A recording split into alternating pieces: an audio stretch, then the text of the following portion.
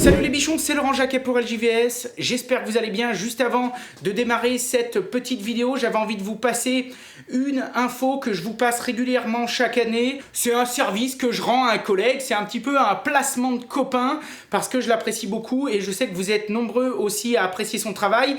Il s'agit de Samuel Mamias. Comme vous le savez, aujourd'hui Samuel exerce une activité de formateur et donc chaque année il réouvre les inscriptions pour ces nouvelles formations. C'est un expert dans le domaine du bois, c'est un expert dans la menuiserie. Il a des formations qui sont vraiment accessibles à tout le monde, même si vous êtes débutant. Je le sais parce que chaque année, j'adhère à cette formation.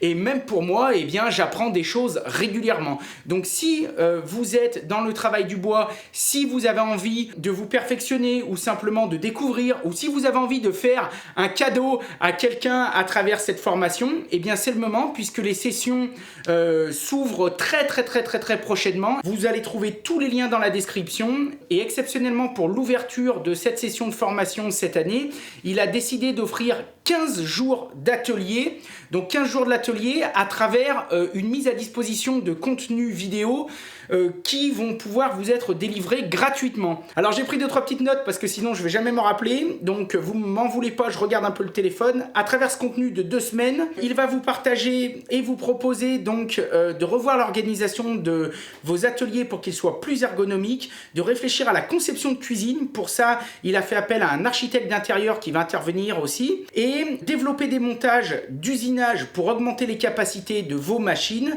choisir les bonnes machines et le bon outillage. Pour ça, il a fait venir aussi un expert dans la coupe, dans les outils de coupe. Et dans cette formation gratuite, vous allez aussi apprendre à dessiner un plan et planifier les étapes d'une réalisation de menuiserie. Donc voilà, c'était simplement la petite information, le petit placement de copain, parce que Samuel, on se connaît très bien, moi c'est quelqu'un que j'apprécie beaucoup, je sais que vous l'appréciez aussi. La qualité de son contenu et la pédagogie de ses formations ne sont absolument plus à remettre en question. Donc si ça vous intéresse, c'est le bon moment, je vous mets tous les liens en description, n'hésitez pas à aller cliquer dessus pour aller faire les curieux. Et puis moi je vous laisse avec cette nouvelle vidéo, une nouvelle vidéo avec un peu de blabla, parce que de temps en temps il en faut, je sais que vous préférez quand ça bouge dans tous les sens, mais je suis là aussi pour vous expliquer et vous apprendre tout plein de petits trucs, donc des fois il y a un petit peu plus de blabla. Et ben je vous souhaite une bonne vidéo à tous, un excellent dimanche. Merci pour vos commentaires, comme d'habitude n'oubliez pas le pouce en l'air et puis tu peux t'abonner si c'est pas déjà fait. Allez, bonne journée à tous, yeah.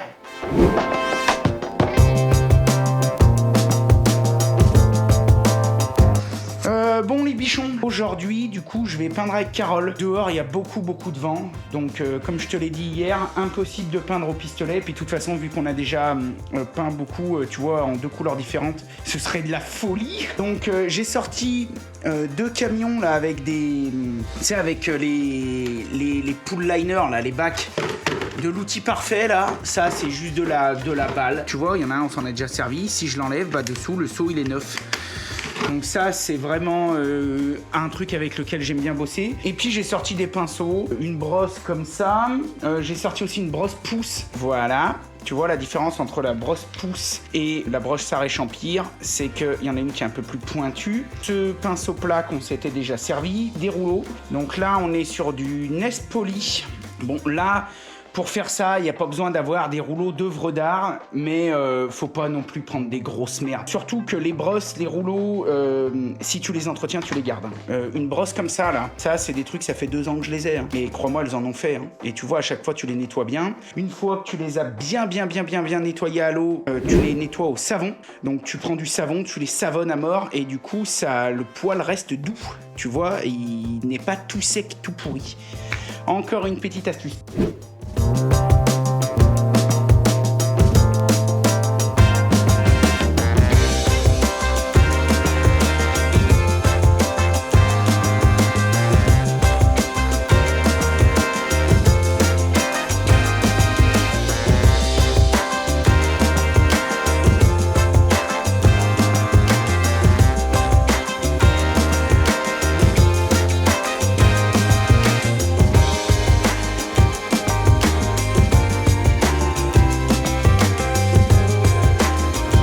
Bon les bichons, on a fini cette première couche. Alors bon, il y aura certainement 2-3 trucs à reprendre. Il y a des endroits où on a débordé un peu sur le blanc. Et puis il y a aussi, après il y aura aussi tous les couvre-joints qu'il va y avoir à faire. Par exemple ici dans cet angle, tu vois là on va y venir y mettre des couvre-joints beige qui vont venir fermer l'angle. Ça a déjà une gueule de dingue.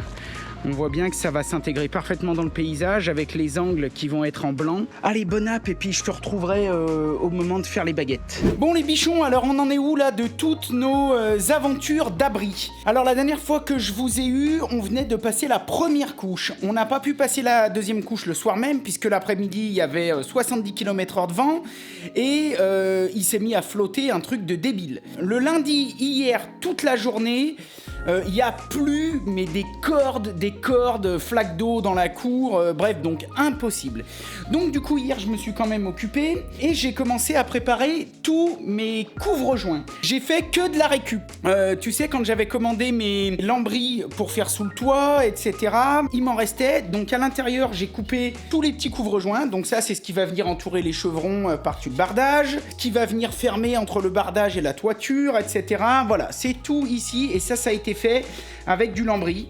Voilà, tu vois que j'ai refendu, que j'ai recoupé, que j'ai tout remis à la bonne dimension et je les ai mis ici parce qu'il va falloir que je les peigne. Ensuite, j'ai fait une deuxième série de bandeaux, enfin de caches, et là j'ai utilisé aussi quand j'avais commandé mes paquets de bandeaux, tu sais, pour faire le tour de mes bas de pente de toiture.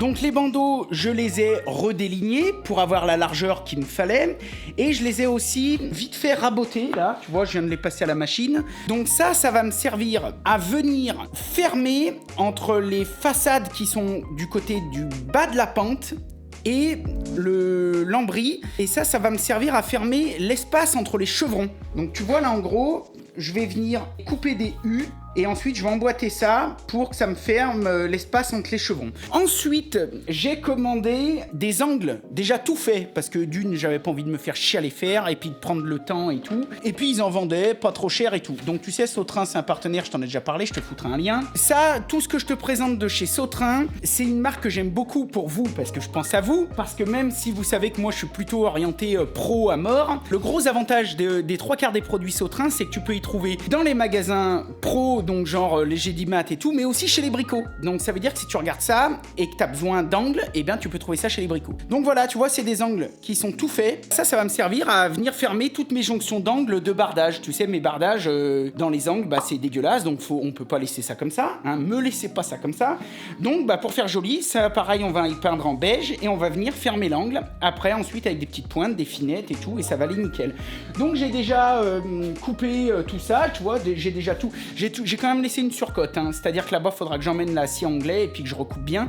J'ai laissé une surcote et tout ça aussi, ça va tout être à peindre en beige. Et aujourd'hui, j'avais prévu de commencer la porte qu'on va faire ensemble en lame à volet. Je vais vous montrer, ça va être la même chose que si on avait un volet à faire. Comme ça, tu te coucheras moins bête. Si un jour tu veux retaper tes volets ou faire une petite porte et tout, tu pourras le faire de la façon dont je vais te montrer, avec le matériel que je vais te montrer. Donc tu vois, une lame à volet, c'est tout simple, c'est une planche, elle est rainure languette. Et donc bah après tous les trucs s'emboîtent, tac tac tac, pour faire tout ce que tu veux.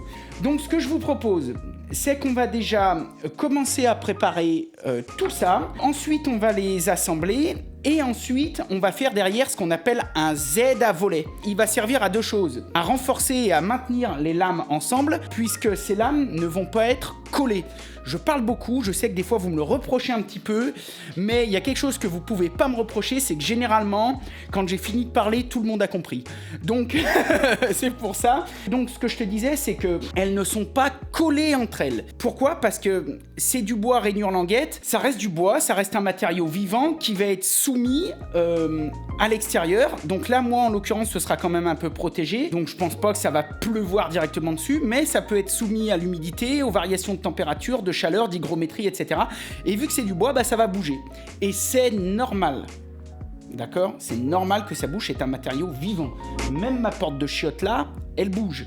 Le bois que j'ai mis en dessous de ma porte de verrière bouge. C'est normal. Du fait que ça bouge, il faut penser aux contraintes.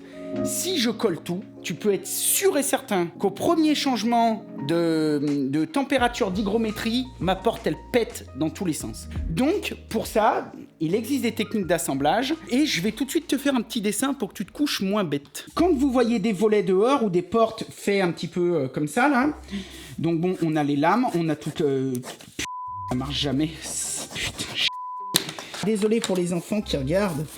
Tiens, attends, parce que j'en ai autant qu'un curé peut en bénir, des machins, mais tu vois, ça marche pas. Eh ben, on va prendre celui-là, voilà. Donc bon, on a notre volet qui est constitué de lames, on est d'accord, jusqu'ici, il n'y a pas de problème. On imagine que là, c'est une fenêtre ou une ouverture de porte, on est d'accord, et puis là, en fonction de la taille, soit vous avez un double volet, donc vous en avez un autre qui est ici, soit vous en avez qu'un. Et là, il y a ce qu'on appelle des gonds. Un gond, c'est ni plus ni moins qu'une charnière. Donc vous verrez, j'en ai commandé aussi, je vais tout vous expliquer. On va en installer aussi pour l'ouverture de ça. Le volet, là, il est suspendu. Et vu que ça fait des années que tout le monde connaît un phénomène bien connu sur Terre et qui régit un peu les lois de l'univers, ce phénomène, ça s'appelle la gravité. D'accord ? Tout ce qui nous entoure est attiré par la gravité et donc a tendance à se casser la figure par terre.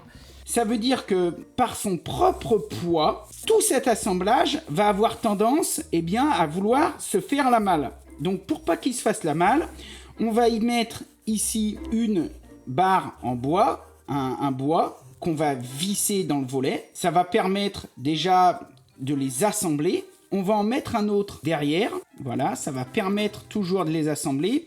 Et ensuite, pour pas que le volet se décale ou bouge, il va falloir mettre un contreventement pour bien qu'il reste dans sa position. Et c'est là qu'on va faire un Z. Et le Z, on va le faire partir du point haut extérieur vers le point bas intérieur. Donc on va le mettre comme ça, voilà. Pourquoi ? Parce que ici, on est près des gonds. Et donc, on sait que ces premières lames vont pas avoir trop tendance à bouger. Par contre, ces lames, elles vont avoir tendance à vouloir descendre par là et le volet va avoir tendance à s'affaisser. Donc, c'est pour ça que la répartition des charges qui est ici, elle va être redistribuée par le Z. Où ça ? Vers le gond le plus proche. Et c'est pour ça que vous voyez sur tous les volets des Z comme ça, qu'il y a sur tous les volets battant bois. Et quand on fait une porte, c'est la même chose avec cette technique. C'est une technique qu'on n'a pas besoin quand on fait d'autres types d'assemblage. Voilà, donc je vais tout vous montrer de A à Z. Je t'ai déjà montré les lames.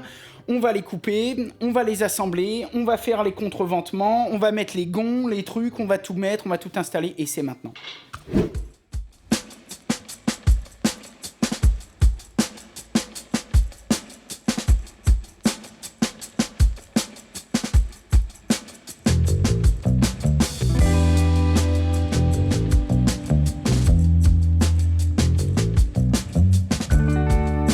Ok, donc on en est ici, j'ai coupé mes lames, j'ai mis un petit coup de serre-joint, c'était pas pour les coller ni rien, mais c'était simplement pour être sûr et certain qu'ils soient bien plaqués, que les rainures soient bien dans les languettes et tout, tu vois qu'il n'y a pas trop de jours entre les trucs, donc là c'est nickel. J'ai coupé dans une lame à volet, tu vois, un carré, un rectangle, tout ce qu'il y a de plus standard. Ici, tu vois, j'ai cassé un petit peu les angles à la scie anglais pour dire de faire un peu style. Ce qu'on va faire, c'est qu'on va fixer ça avec de la vis à penture. Donc la vis à penture, c'est ça, tu vois.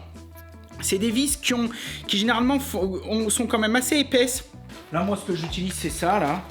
De la 650. Donc là, comparé à une vis à bois normale, c'est vraiment des vis qui sont spéciales, qui ont des têtes larges, qui sont très très très résistantes et qui ont des assez gros filets et qui va pas en plus s'enfoncer dans le bois, tu vois, comme une tête fraisée. Elle va vraiment rester à fleur. Donc là, j'ai pris de la 650. Bien sûr, avant, j'ai vérifié que ça allait pas tout me passer à travers. Pour l'instant, ce qu'on va faire, c'est qu'on va positionner le truc. On va en mettre une à droite, une à gauche sur le montant d'en haut. On va faire la même chose sur le montant d'en bas. Et ensuite, on va venir positionner notre Z.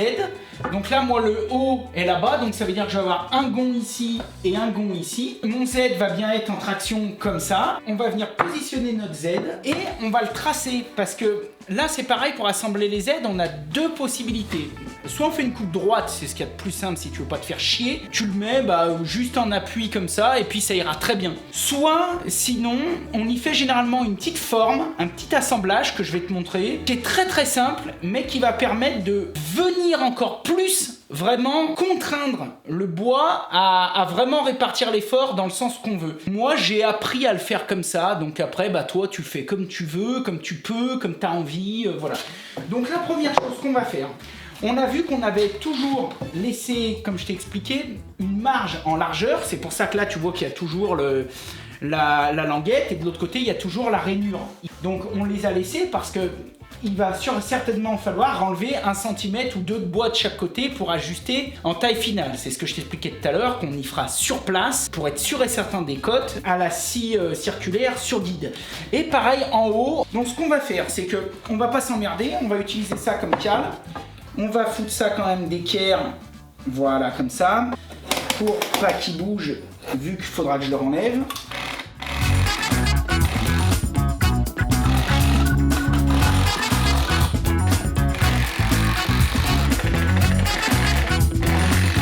Donc moi, mon haut, je l'ai tracé, il est là. Donc ça veut dire que le bas est là-bas. Mon Z va être à peu près ici. Et vu que je vais avoir un assemblage entre ici et là, je vais déjà faire la partie mâle. Une fois que j'aurai fait la partie mâle de chaque côté, je vais venir le présenter sur celle-ci et je pourrai tracer ma partie femelle. Donc attends, si j'arrive à mettre mon équerre dans le bon sens. On va faire un retour à 45 degrés. Donc ça, bah, on le fait à la scie à ruban, on le fait à la scie à main, on le fait à la scie qu'on veut. Moi là, je vais le faire à la main parce que c'est une petite coupe, ça va bien aller, c'est vite fait, bien fait.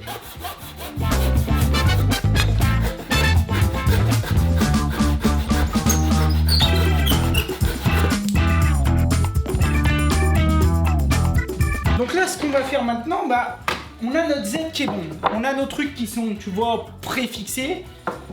Et on va maintenant pouvoir se remettre à peu près bien là, d'un côté comme de l'autre. Avec un crayon, je vais venir tracer le contour de mon encoche. Et ça va créer une petite butée, ça va créer un petit sabot. Ça va être encastré dedans et ce sera plus efficace que si je l'avais juste mis comme ça en butée. En butée comme ça, on aurait pu avoir à terme un peu de jeu. Tu vois, alors que là, du fait qu'il va être pris dans les montants ou dans les traverses, je sais pas comment ça s'appelle, dans les deux bois qu'il y a sur les côtés, et ben ça va le bloquer un peu, tu vois. On va redesserrer ça et on va pouvoir couper là ici. Alors là, vous voyez, pour faire ça, la petite Makita comme toute simple, comme Seb vous avez présenté sur Bichon TV, là pour faire ça, ce serait le top, hein.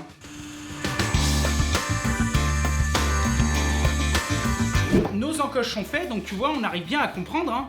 Mâle-femelle, comme à chaque fois, dans le monde entier, ça marche systématiquement, papa dans maman, et hop, c'est nickel. Ce qu'on va faire, c'est qu'on va remettre le bas en premier.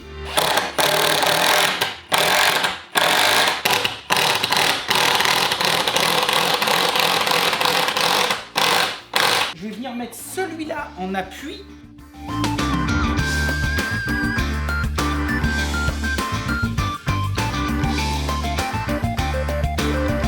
Voilà, bon bah là il n'y a aucun souci, hein. Là c'est solide, là c'est garanti, là c'est droit, là c'est... Voilà, c'est nickel. Et puis en plus, bon bah tu vois, ça a de la gueule. Hop, c'est nickel chrome. Allez, je vais casser la croûte. Pour cet après-midi, il vient de pleuvoir là, un truc de dingue, de débile. Du coup, j'ai tout peint dans l'atelier. Il y a des pleins tréteaux. On peut plus mettre un pied devant l'autre parce que j'ai peint tous les couvre-joints et tout. Je viens de le faire à l'instant là. Donc là, on est dans le poulailler là. Hein. Voilà. Donc vous voyez, la hauteur sous plafond est correcte. En loi Carrez, je sais pas combien de mètres carrés ça fait, mais normalement, elle devrait être bien en sachant qu'on va mettre poule, canard et puis peut-être un ou deux petits lapins parce que les gamines.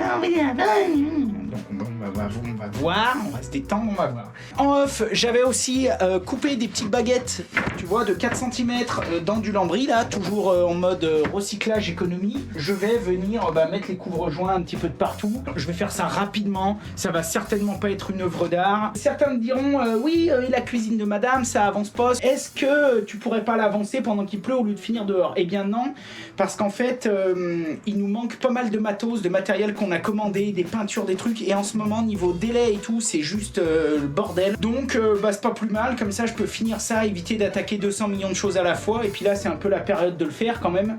Voilà, tu sais tout. Allez, c'est parti.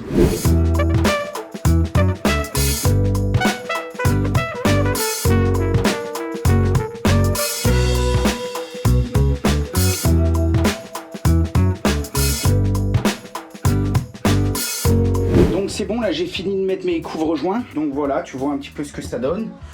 Bon, il n'y a rien d'extraordinaire, hein. Bon, les ajustements sont pas déconnants, mais bien sûr, ça va bien pour un poulailler, hein. On n'aurait pas pu laisser ça à l'intérieur d'une maison, etc. Mais au moins, il n'y a plus les gros trous et tout est nickel. Et puis bon, je pense qu'une fois qu'il y aura eu de la paille, les bestioles, etc., bah, ça va se boucher un petit peu de saleté au fur et à mesure. Donc voilà. Tout le contour est fait, en sachant qu'ici bah, il faudra que je coupe une fois que ce sera fini pour mettre la porte. Dans le poulailler, il va me rester à venir fixer les perchoirs que j'ai aussi. Donc là, je me suis pas fait chier non plus, enfin pas fait chier de toute façon, je savais pas trop quoi mettre. Donc j'ai pris aussi du rond plein bois, tout ce qu'il y a de plus simple. Et je sais encore pas trop comment je vais les fixer. Je te ferai voir. Donc soit je mettrai des colliers de plomberie, soit je vais trouver une solution. Donc je pense que je vais en mettre peut-être 3-4 ici, tu vois. Je vais essayer de regarder un petit peu la hauteur, tout ça. Et puis, je vais prendre... Bon, les gars, ça a coupé, plus de batterie. Fait chier. Bon, et puis, de toute façon, ça commence à retomber des gouttes, à repleuvoir. C'est vraiment la merde. J'ai l'impression qu'il y a des jours où je suis ultra efficace et il y a des jours où ça pinaille, là, j'en sais rien. Bon, bah écoute, je te dis à demain ou à la prochaine. Je pense que ça ira mieux. Pour toi, c'est tout de suite. Allez, en attendant, j'avance un peu et puis je te tiens au jus comme d'hab. Hey, salut les bichons, c'est Laurent Jacquet pour LJVS. Salut les bichons. Alors aujourd'hui, on va t'expliquer ce qu'on va faire. J'ai mis le cadre autour de la porte, donc comme ça, je vais pouvoir recouper ma porte, la peindre, l'équiper, je vais tout te montrer, etc. Pendant ce temps, on va attaquer la structure métallique du potager. Alors tu me diras, la structure métallique du potager, c'est quoi ? Qu'est-ce que ça veut dire ? On a fait des carrés potagers, comme tu l'as vu. Il va falloir qu'on vienne mettre des supports pour mettre les piquets de tomates, les piquets de petits pois, etc. Et puis aussi pour tirer l'arrosage automatique de partout. Cette structure en acier, on a décidé de la faire en fer-tort de 16 avec mon Seb. Alors on dirait que c'est pas gros le fer-tort de 16, donc ça fait 16 mm. Ouais. Mais quand tu fous sur le camion, je te garantis que déjà t'enlèves une de barre, bah déjà ça te calme. Ouais. Et avant que ça rouille, ben tu peux te lever de bonne heure. Ouais, on aura tous plus mal aux dents. Donc alors en gros, si on te refaisait le crowbar, donc le potager vu du ciel... Voilà, donc là pour te situer, si tu veux, là il y a les fraises, et là ici, là il y a le magnolia. On a plusieurs défis à relever. Le premier défi, c'est d'amener l'arrosage automatique dans tous les bacs, en sachant qu'il va y avoir 2 ou 3 circuits. Après, ces circuits, il va falloir qu'on les fasse passer de bac en bac, etc. On n'avait pas envie de les faire passer au niveau du sol, parce que ça nous emmerde, ça va mal vieillir, on va se faire chier et tout. Donc on a réfléchi, on a dit on va le passer en aérien. Sur tous les bacs, on va venir mettre un fer-tort de 16, donc fixé avec des colliers de plomberie, voilà, qui va faire en gros comme ça, hop, qui va monter à presque 2 mètres de haut. Après, par-dessus, on va venir y fixer un autre fer-tort de 16 en haut. On va faire la même chose ici et on va revenir y refixer un autre fer-tort. Et ensuite, ici, on va mettre 1 ou 2 traverses par bac. Et pourquoi on met des traverses par bac ? Alors, on va mettre des traverses sur les bacs, Jamy, parce qu'en fait, ces traverses, elles vont nous servir à venir supporter un treillis. Parce que l'année dernière, je crois que c'était en regardant le potager d'Olivier ou d'autres, je me rappelle plus, je veux pas dire de conneries, on s'est rendu compte que le meilleur truc pour tutorer, c'est du treillis de fondation qu'on vient mettre en appui sur des piquets ou quoi que ce soit. Donc là, les plantes, c'est impeccable pour les attacher, pour qu'elles grimpent, pour tout, c'est ultra durable. On va pouvoir venir fixer avec des risans, avec des colsons, avec des petits colliers plastiques ou du fil de fer, tout notre système d'arrosage automatique. Quand les plantes vont grimper et quand tout le jardin va se dessiner, et ben ça va faire une sorte de cocon dans lequel on est bien, qui est plein de fraîcheur, plein d'humidité. Donc on va tout te faire voir. Tu verras pas tout dans cette vidéo, mais normalement ça va se suivre. Seb, tiens, moi ce que je te dis, parce que je sais que toi tu préfères bosser dehors que dedans, hein. C'est vrai, je suis un homme d'extérieur. Ouais, toi t'es un homme d'extérieur et j'espère qu'il va pas flotter cette semaine parce que ça fait 3 semaines, 1 mois qu'il flotte et c'est la vraie merde. Je crois pas qu'il va pleuvoir. Je crois pas non plus. Non, ils annoncent soleil brillant. On fera pas la danse des Indiens, ouais. Tout va bien se passer. Bon allez, on vous laisse parce que après Martin il dit ouais, vous parlez trop, faites plus de boulot. À toutes.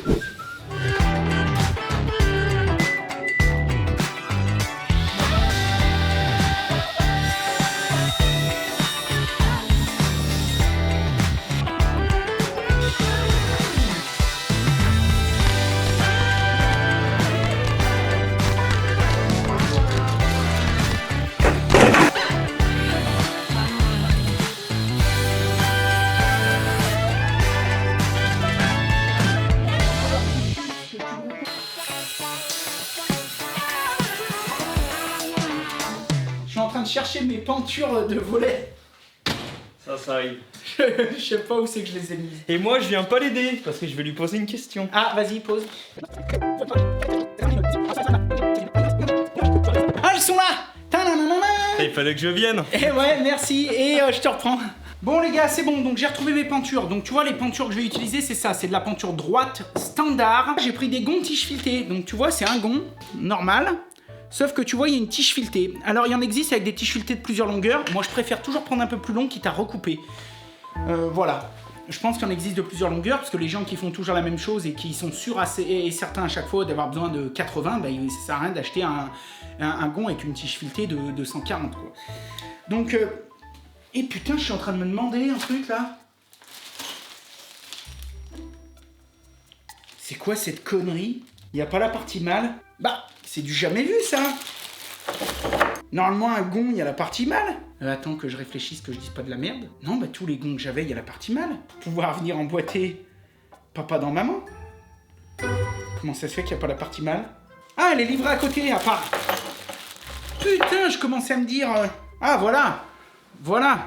Ah bah, j'arrive pas à savoir pourquoi. Bah tiens, ça faudrait que je les appelle, je me coucherais moins con. Pourquoi ils y ont fait démontable, ça? Est-ce que c'est vraiment, ça a une utilité que ce soit démontable? Alors là, ça c'est la première fois que j'y vois. J'ai pas une grande expérience dans les gonds de volet, mais c'est la première fois que je vois ça. Donc on s'en branle, ce qui compte c'est qu'il m'a mis les trucs avec. Ça par contre, ça c'est important. Donc je vais me mettre à peu près là, parce que le but ça va être de traverser la lame de volet, mais d'aller chercher aussi le montant qu'il y a derrière.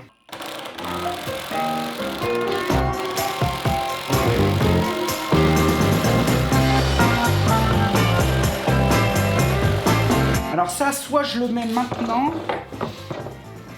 soit j'attends d'avoir mon truc de l'autre côté pour être sûr de savoir à peu près la butée. Mais bon, là, tu me diras, je prends pas de risque en fait en me mettant maintenant.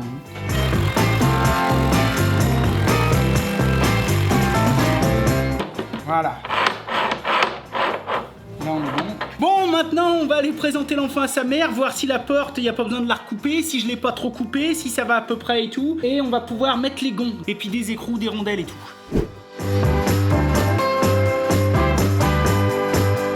Donc là, on va venir fixer des colliers. Donc là, ça va être l'ancrage. Oh, il y a un lézard qui vient de passer. Avec une petite rosace, et puis tout simplement, on va mettre un petit collier. Alors ça, c'est du collier de 15 isophonique. Et en enlevant cette petite protection, bah, on va arriver à 16. Donc là, ce que je fais, c'est que je prends la moitié du bac. Ici, ça m'a donné une cote. Bah, ici, il faut à peu près 104, donc 52. Et après, je viens mettre ici 5 cm en haut et 5 cm en bas. Et comme ça, je pourrais venir y fixer les colliers. Voilà, donc je vais faire ça de partout. Je vais te mettre dans un coin et puis on va faire le mode Superman comme j'aime bien faire.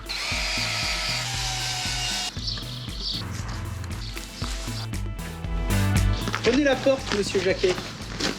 Tu l'as entendu souvent cette phrase? Ouais.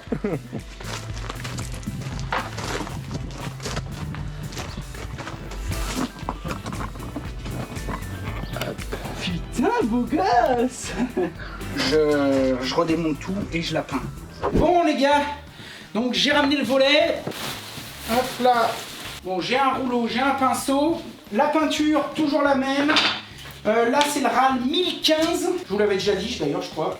Ça vient de chez Séguret, nos amis de chez Séguret, qui sont pareils, toujours super sympas, super bien. Et c'est la même chose que je mets depuis le début. Donc là, j'ai déjà filé la première couche sur la porte.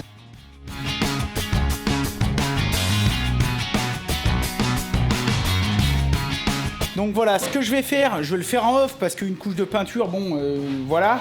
Je vais mettre une couche de peinture sur les couvre-joints et je vais remettre une deuxième couche sur la porte. Et puis je vais vous laisser un peu avec Seb parce que dans 10 minutes, un quart d'heure, moi, faut que je me barre. J'ai un rendez-vous perso, là, j'en ai pas pour longtemps, à 15 minutes d'ici. Ça devrait durer une demi-heure, 3 quarts d'heure. Et puis dès que je reviens, je rejoins mon acolyte. J'espère juste qu'on va pas se prendre le ciel sur la tête. Hein. Voilà, bon allez, on attaque ça et puis on se retrouve tout à l'heure. De toute façon, je te laisse avec Seb, lui il filme tout de son côté. Bon, maintenant on va passer à la phase de débit. Donc on va venir couper les tors. Quand tu achètes les barres, c'est les barres généralement de 6 mètres. Enfin, normalement c'est vendu en barre de 6 mètres. Hein. Après tu peux peut-être les faire couper sur place ou les recouper sur place. Des fois les grossistes ils ont des cisailles, des choses comme ça. Ouais, mais bon là, couper du 16 sans une solution mécanique, enfin ça devient compliqué. Donc là j'ai mis la barouette, la tarouette, parce que j'ai la barouette. On appelait ça comme ça dans le TP. Quand j'étais avec les collègues, c'était la barouette. Et je vais les couper par 3. Comme ça, on n'a pas de perte. 2 mètres x 3, 6. Bravo! Voilà les petits bouts de 2 mètres. Donc là, je viens de tracer 2 mètres sur la barre. Puis à chaque fois, je vais me garder cette barre de référence pour couper les autres. Hein. Je vais pas mesurer à chaque fois.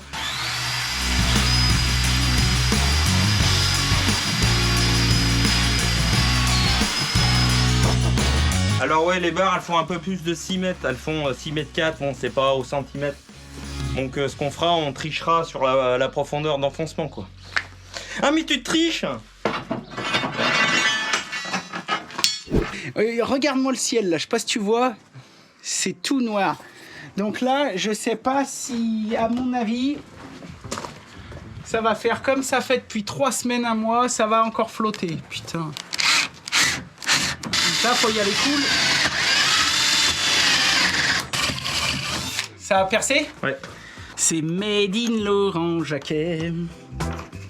Mais les poules, sans déconner. Non mais là, pour un poulailler comme ça, faut être un peu cinglé, mais bon. Ah mais j'avais même pas vu que t'avais fait toutes les... T'as vu que j'avais fait toutes les petites plates? T'as filmé ça? Ouais, j'ai filmé là. Non mais j'y crois pas.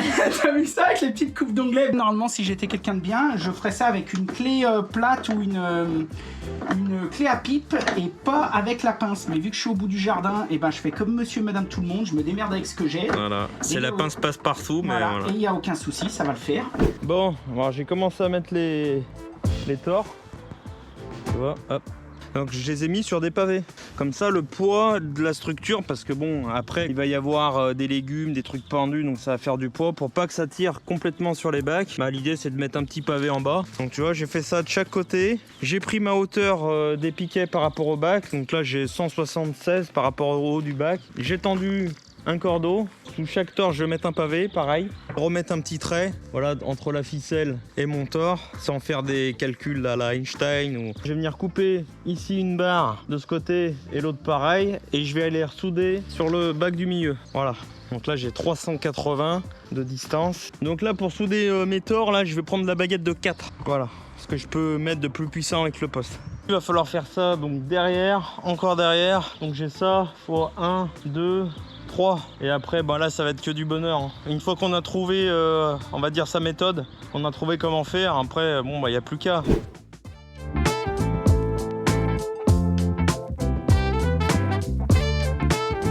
Bon les boys and girls. Bon déjà on est sûr d'un truc, c'est que ça va faire joli, ça va faire super classe. Au début on se disait tiens ça va pas faire trop étendage, trop truc comme ça, mais en fait ça va faire petit jardin magique. Tu sais en végétation, ouais, ça va prendre tout le tour. Hein. Ouais. Les tords là tu vas te promener dans le petit couloir, tu vas te sentir au pays des merveilles. Ouais, ça va faire magnifique. Donc voilà un petit peu, tu vois ce que ça donne. Donc là c'est que le début, on a bien évidemment rien fini, il y a encore beaucoup d'étapes. Donc Seb il lui reste cette barre à mettre là, à souder. J'ai commencé moi à amener des fers, tu vois, qui vont aller d'un bout jusqu'à l'autre. Donc ça il va y en avoir un de chaque côté. Donc tu vois en fait on va se mettre à l'axe et on va diviser encore cette côte en deux là. Donc ce qu'on va faire c'est que maintenant on va présenter, donc je te dis toutes les barres là. Seb va faire ces 3 soudures qui lui restent. Après on va présenter toutes les barres et puis on va pouvoir les régler, les pointer toutes les barres. Et revérifier les niveaux comme ça, parce que les niveaux comme ça ont été vérifiés. Tiens, regarde le Seb qui soude. Un mec qui soude dans un potager. Bon, la salade dessous risque d'être un peu percée. Ce sera pas les limaces. Ce sera pas les limaces. Bon, les bichons, il reste 6% de batterie. On a fini la journée, on n'a pas tout terminé. On te fera un petit point s'il reste 1 ou 2%. J'y ferai peut-être 1 ou 2 retouches quand je retoucherai le reste.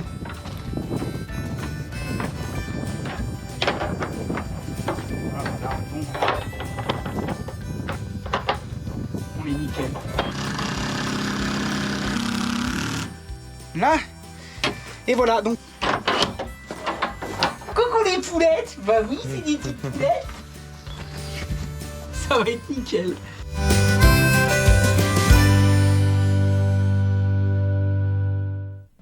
Je te garantis les vers de terre qu'il y avait dedans. Chaque fois qu'on allait à la pêche, on allait où? Au compost à pépé. Tirer des grands vers de terre et à la truite.